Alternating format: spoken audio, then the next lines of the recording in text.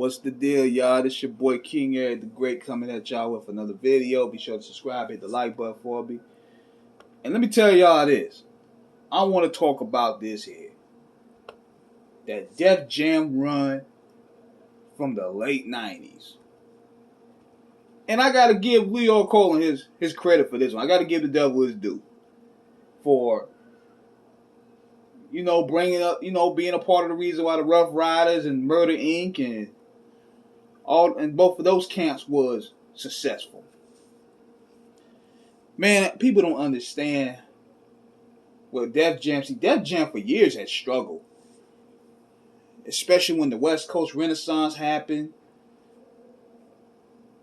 South Central Cartel carried the brand. Warren G saved it from going under the red with 2 million sales. And you notice this, and it's just like I mentioned about the BG Knockout and Drake's the video.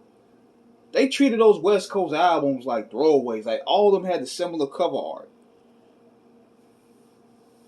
Method Man, he signed to Def Jam and that did good. Red, he was a lifer. He brought him gold. LL, he was still there. He was going through the times. But 1997 is where things started to turn around. It turned around when DMX came on. DMX came on and he brought a new energy. Just like I mentioned in many videos before, that void was missing in hip-hop. That Tupac-like void. And a lot of the guys, they already had set bases, like Redman, Method Man.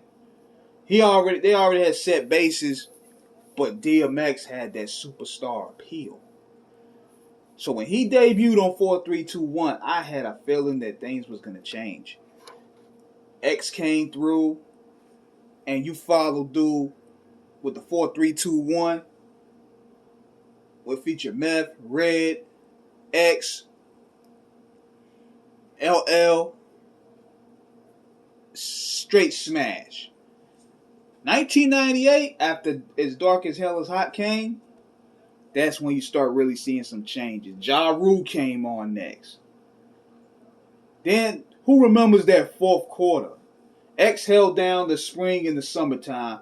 Then came that fourth quarter. The fourth quarter. Method Man dropped his album after waiting for 5 years. I think it was about 3-4 years. Judgment Day. Then Redman dropped Doc's the Name 2000. And that was a beautiful moment for hip-hop, man. When you see Redman finally getting that platinum plat, he deserved it, man. I mean, much work that dude put in. I supported that off GP. I'm like, man, I wanted to see Red win because he was one of the dopest MCs to do it. Just like I said in the last video, I wanted to see Redman get his. And when he went platinum with that, it was a beautiful moment for hip-hop. So what else happened? X dropped 2 albums that year. Foxy Brown came back with China Doll. China Doll, it was alright. Production-wise, it was good, but Foxy changed her whole voice. Foxy changed her whole voice around as to where she sounded like Kim. And that threw me for a loop. That threw me for a loop for real. But it went gold nevertheless. It went gold. Then you had, what else we had going on with Onyx. Onyx had returned in 1998 with the Shut 'Em Down joint. That was dope. That also gave DMX more buzz. And you had, who else came out that year, man? I'm thinking off the head. Cormega was gonna go. He was gonna release his album, but he got lost in the shuffle, unfortunately. But the fourth quarter '98, Def Jam locked it down. Jay-Z, of course, Jay-Z. They did that deal with Def Jam, the Hard Knock Life, gave him 5 million sales. Man, Def Jam had a monster year in '98. In '99, Ja Rule was coming in on his own. Jay-Z was dropping albums. DMX was dropping albums. The Belly soundtrack. Murder Inc. was coming on its own. Then not to mention R&B, you had Drew Hill too. I think Drew Hill was signed to them as well. Man, Def Jam was in beast mode back then. Like they was considered to be at that time the Motown of hip hop after Death Row went down. Because man, Def Jam was making so much money, they could wipe their nose with it. Then they brought Scarface. So they tapped in that southern market with the Def Jam South. And what did Scarface bring?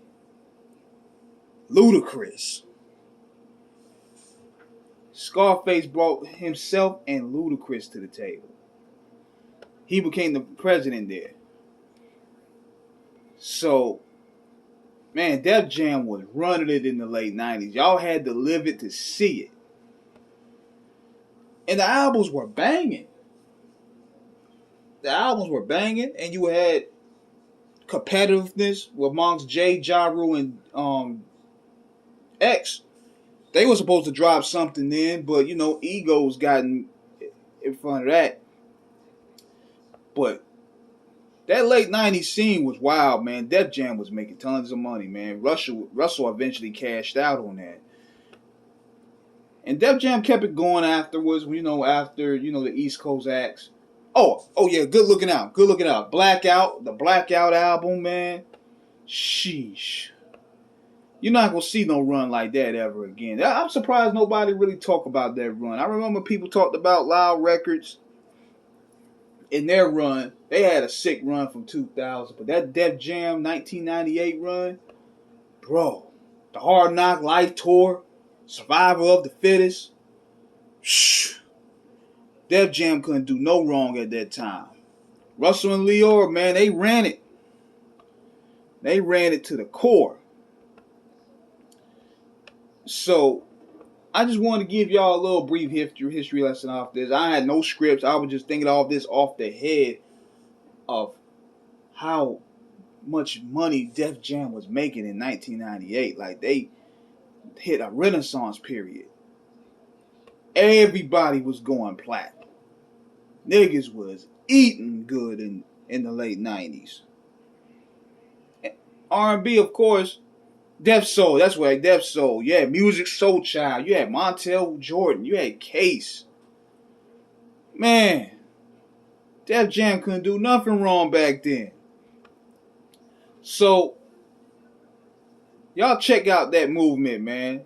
Y'all need to check out that Def Jam movement, man. It was crazy. I'm just remembering just living through that period. So many dope releases. So many flyers in that fourth quarter. And some of it was exaggerated because they had certain albums already platinum and they ain't even dropped yet. Now, it probably meant ship platinum, but real heads know. If you bought Double XL in the Source at that time, you knew what it was. So, that Def Jam era was legendary, man. And you're never going to get a movement like that in hip-hop again, so that's my thoughts about that. This is King Eric signing out. Let me know what you guys think. Subscribe, hit the like button. Peace.